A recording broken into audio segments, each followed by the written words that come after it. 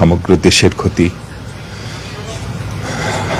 আমরা এখন কি বলবো, আর মহান আল্লাহ তাআলার কাছে দোয়া করি, মহান আল্লাহ তাআলা যেন আমাদের এই জাতিকে শোককে ধারণ করবার মতো শক্তি দেন।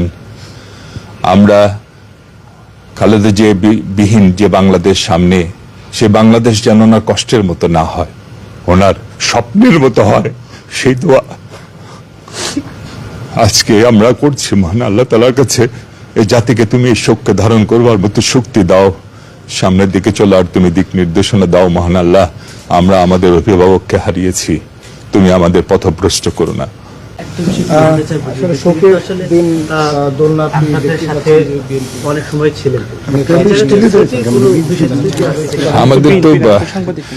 আমাদের তো আসলে রাজনীতি ছাত্র অবস্থা থেকে ওনার সাথেই রাজনীতি করেছি, উনি আমাদের সব সময় দিক নির্দেশনা দিতেন, আমরা অনেক ওনার ছেলের মতোই ছিলাম।